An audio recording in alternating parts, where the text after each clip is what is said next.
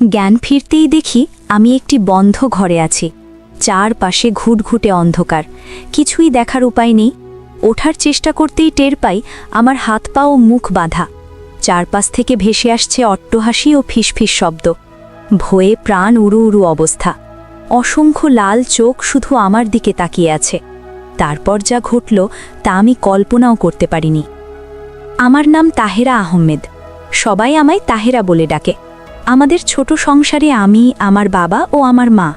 আমি আমার বাবা মায়ের একমাত্র সন্তান, তাদের চোখের মণি। আমি এখন কলেজের ২য় বর্ষে পড়ছি। দেখতে যেমন সুন্দরী, পড়াশোনায়ও তেমন ভালো। আমার বাবা একজন ব্যবসায়ী। অর্থের কোনো অভাব আমাদের নেই, কিন্তু আমি কখনো আভিজাত্যের অহংকার করি না। খুব সাধারণ মেয়েদের মতোই চলাফেরা করি। এটা দেখে অনেকেই অবাক হয়।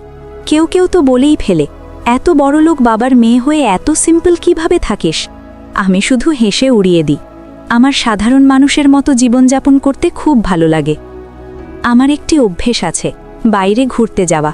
তাই কলেজের ছুটির দিন পেলেই আমি বন্ধুদের সাথে ঘুরতে বেরিয়ে পড়ি। আজও ঠিক তেমনই।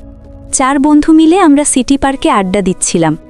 এমন সময় হঠাৎ দেখি একটি যুবক এক বাদামওয়ালা ছেলেকে মারছে।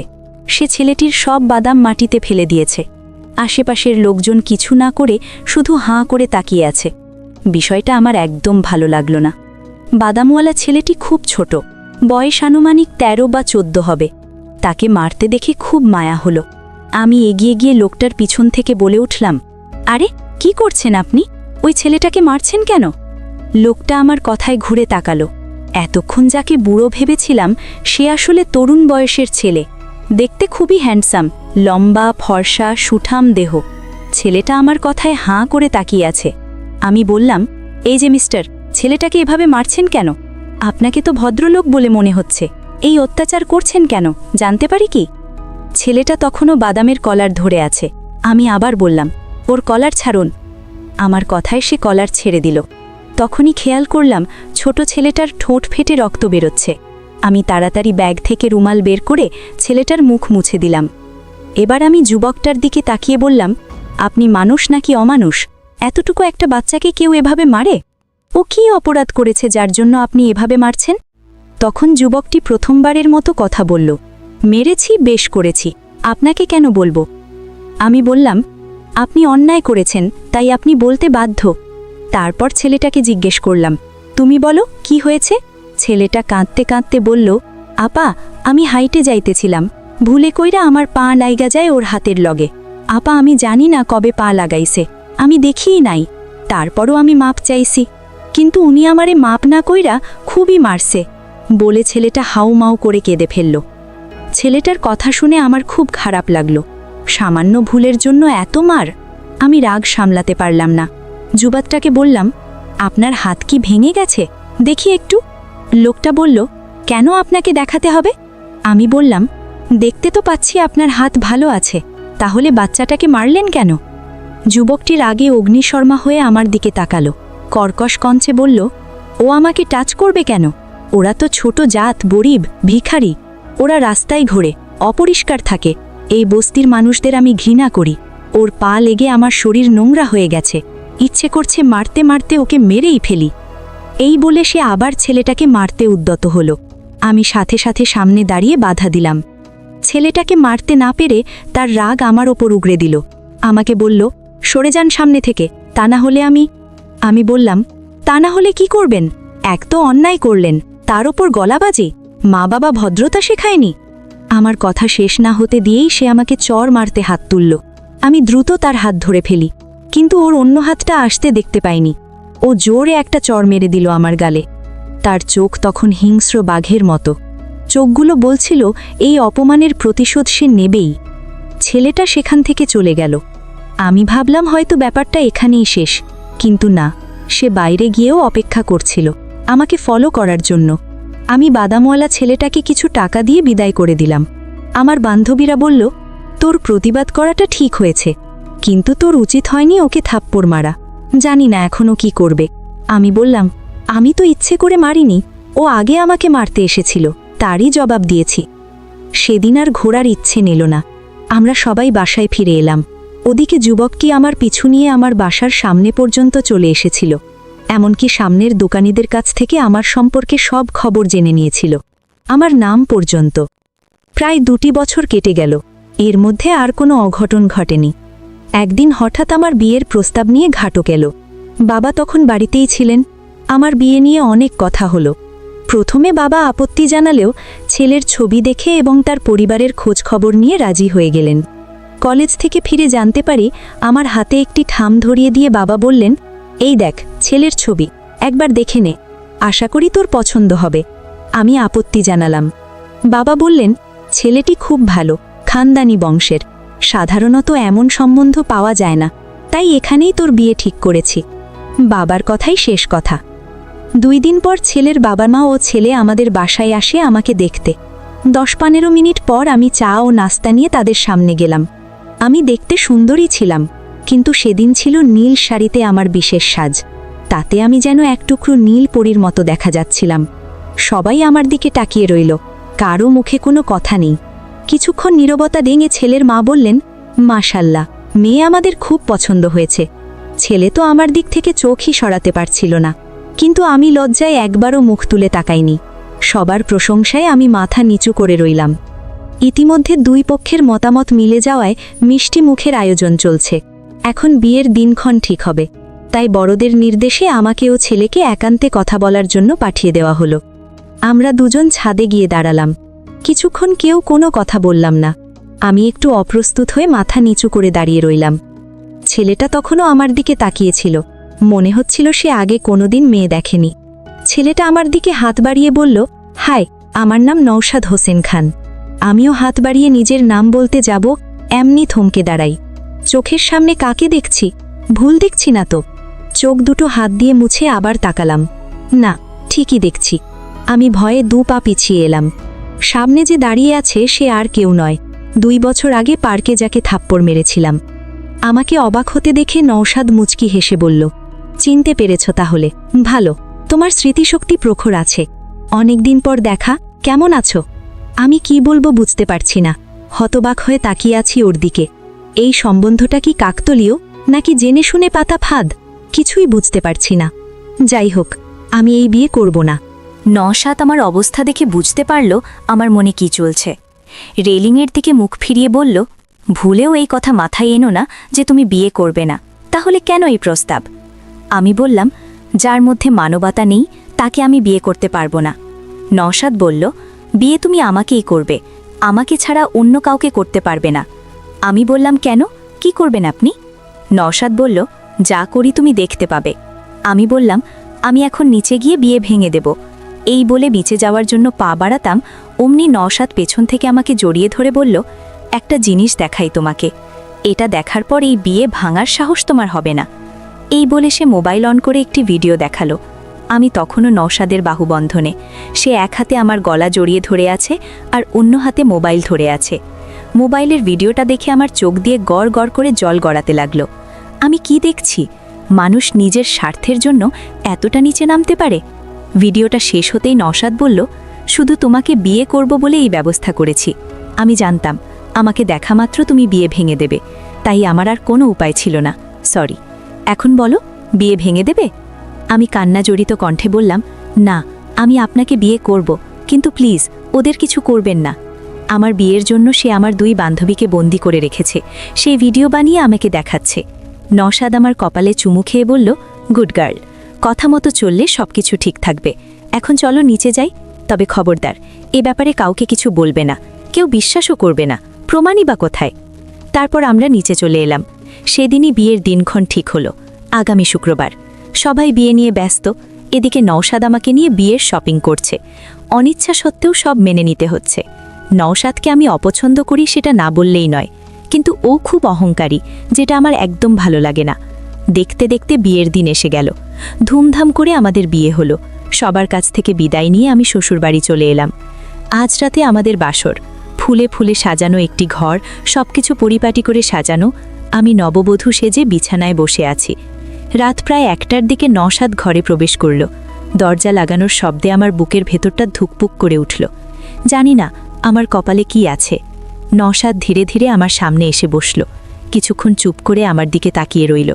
তারপর নিজে থেকেই বলল, তোমার বান্ধবীদের নিরাপদে তাদের বাসায় পৌঁছে দিয়েছি, কথা বলবে ওদের সাথে? আমি বললাম, আপনাকে অসংখ্য ধন্যবাদ কথা রাখার জন্য। তারপর বান্ধবীদের সাথে কথা বললাম, তারা সবাই ভালো আছে। নওশাদ বলল, আজ থেকে 2 বছর আগে তুমি আমার সাথে কি করেছিলে মনে আছে? আমি এখনও ভুলিনি, মনে হয় ভুলতেও পারবো না। সামান্য একটা রাস্তার ছেলের জন্য তুমি আমাকে থাপ্পড় মারলে। সেই থাপ্পড়ের প্রতিশোধ নিতেই আমি তোমাকে বিয়ে করেছি। যেমন আমি প্রতীকী মুহূর্ত মনে করে অশান্তিতে ভুগেছি, ঠিক তেমনি তোমাকেও ভুগতে হবে। মনে মনে যে ভয়টা পেয়েছিলাম তাই হলো। আমাকে কোনো কথা বলার সুযোগ না দিয়ে নওশাদ কষে একটা থাপ্পড় মারল আমার গালে। এত জোরে থাপ্পড় ছিল যে আমি খাট থেকে ছিটকে পড়ে গেলাম। আমার মাথা গিয়ে সামনের ড্রেসিং টেবিলের কোনায় লেগে গেল। কপাল কেটে রক্ত বের হলো। নওশাদ এসে আমাকে তুলে খাটে বসালো। তারপর বলল, খুব লেগেছে না? গাল লাল হয়ে গেছে, কপালটাও কেটে গেছে, রক্ত পড়ছে। আমারও ঠিক তেমনি কষ্ট হয়েছিল সেদিন। কতগুলো মানুষের সামনে তুমি আমাকে থাপ্পড় মারলে। দাঁড়াও, আগে রক্ত পড়া বন্ধ করি। এই বলে সে তুলো দিয়ে রক্ত মুছে দিয়ে একটা ব্যান্ডেড লাগিয়ে দিল। আমি অবাক হয়ে তাকিয়ে আছি। চোখ দিয়ে জল গড়াচ্ছে, কিন্তু মুখ দিয়ে কোনো কথা বের হচ্ছে না। এ কেমন মানুষ, আঘাতও করে আবার যত্নও করে।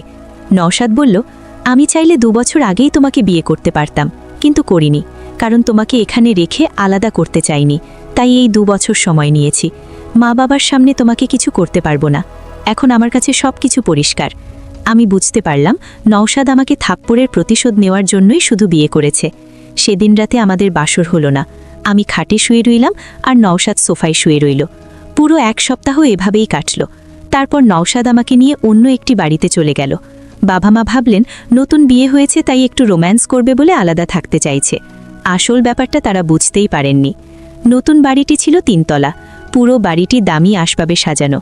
নওশাদ আমাকে নিয়ে 3 তলায় গিয়ে একটি ঘর দেখিয়ে বলল, এটা বিশেষ করে তোমার জন্যই তৈরি করেছি। তোমার শাস্তির জন্য এই ঘরটা পারফেক্ট। ভিতরে কি আছে সেটা বলছি না, তুমি নিজের চোখে দেখে নিও। তবে খবরদার, ভয় পেও না। প্রতিদিন না, সপ্তাহে একবার, তাও আবার রাতের বেলা। নওশাদের কথায় আমার বুক কেঁপে উঠল। ও কি করতে চায়? বিকেলের দিকে নওশাদ আমাকে বাইরে ঘুরতে নিয়ে গেল। একটা পার্কে পাশাপাশি বসে আছি আমরা, কিন্তু দুজনের মুখে কোনো কথা নেই। আমার মাথায় শুধু সেই ঘরটার চিন্তা। জানি না সেখানে কি আছে। সামনে দিয়ে লোকজন যাচ্ছে, সেদিকে আমার কোনো খেয়াল নেই। হঠাৎ নওশাদ আমার গালে একটা থাপ্পড় মেরে দিল। আমি একটু ভ্যাবাচাকা খেয়ে গেলাম। আশেপাশের লোকজন অবাক হয়ে আমাদের দিকে তাকিয়ে আছে। নওশাদ বলল, কেমন লাগছে? অপমান বোধ হচ্ছে? এটাই তোমার প্রাপ্য। আমি শুধু ওর দিকে তাকিয়ে আছি, চোখ দিয়ে পানি পড়ছে। এছাড়া আমার করার কিছু নেই। বাড়ি ফিরে এসে বসে আছি। রান্না ও ঘর পরিষ্কারের জন্য আলাদা লোক আছে, তাই আমাকে কিছু করতে হয় না। এই বাড়িতে আসার 1 সপ্তাহ হয়ে গেছে। রাতে খাওয়ার পর চোখ দুটো ঝিমিয়ে আসছে। কেন এমন হচ্ছে বুঝতে পারছি না। একসময় আমি ঘুমিয়ে পড়ি। ঘুমের মধ্যেই নওশাদ আমাকে 3 তলার সেই ঘরে রেখে আসে। বাইরে থেকে দরজা বন্ধ করে দেয়। আমার হাত পা ও মুখ এমনভাবে বাঁধা হয় যে চিৎকার বা নড়াচড়া কিছুই করতে পারি না। হঠাৎ করেই চারপাশে নানা রকম শব্দ হতে থাকে। শব্দগুলো এত জোরে যে আমার ঘুম ভেঙে যায়। একসাথে অনেকগুলো শব্দ মিলে যা হয়, হাসি, কান্না, চিৎকার, কেউ ডাকছে, কেউ বাধা দিচ্ছে, ঠিক তেমন আওয়াজ। আমি সহ্য করতে পারছি না। এমনিতেই আমি অন্ধকার ভয় পাই, তার উপর এই চিৎকার।